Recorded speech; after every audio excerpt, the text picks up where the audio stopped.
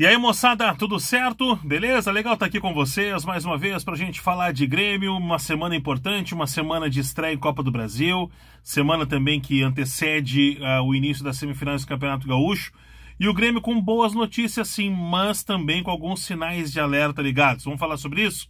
Te inscreve aqui no canal, deixa o like aqui no vídeo e ativa as notificações.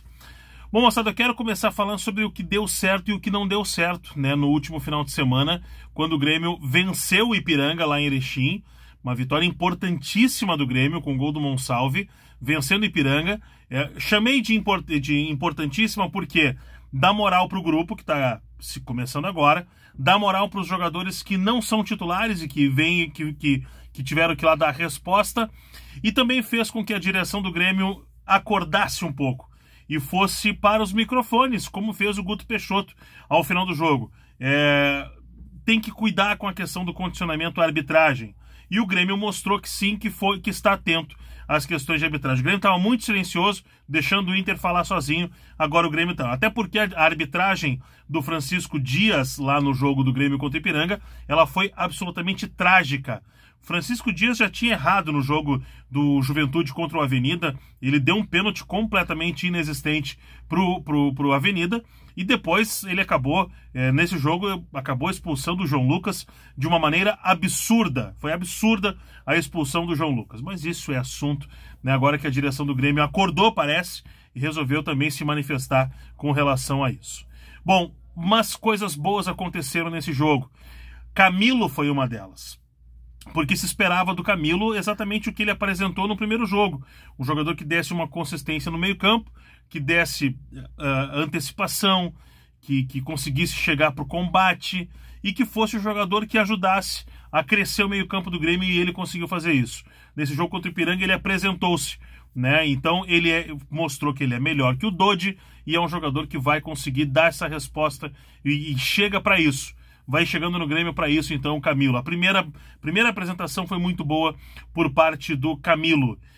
Mas não só isso, né? A gente viu um Matias Arezzo lutando e lutando muito, né? E é um jogador que vai ganhar cada vez mais espaço nesse time do Grêmio.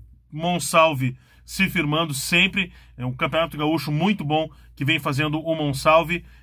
Às vezes, ele vai oscilando, mas nesse jogo, muito bem o Monsalve, mais uma vez. Agora, tem algumas situações que o Grêmio tem que observar e parece que o Gustavo Quinteiros já se deu conta disso. A primeira questão é o João Lucas. Não deu resposta ainda, e não pela expulsão, né, porque ele não vinha atuando bem até a expulsão. Então, com a volta do Igor Serrote, lá da seleção sub-20, Igor Serrote que alugou um triplex na cabeça dos argentinos. Até agora os argentinos estão falando só no Igor Serrote, né? Então o Igor Serrote volta e vai disputar a posição e vai ser o reserva imediato. O João Lucas vai perder esse espaço para o Igor Serrote na lateral direita do Grêmio. Na zaga, o Nathan Felipe, fraco, né? Um jogador que não tem condições de vestir a camisa do Grêmio, não é jogador com o nível do Grêmio. O Grêmio que está negociando, por exemplo, o Mike. O Grêmio entendeu que tem alguns jogadores que não servem, não vão ser suficientes para o que o Grêmio tem na temporada.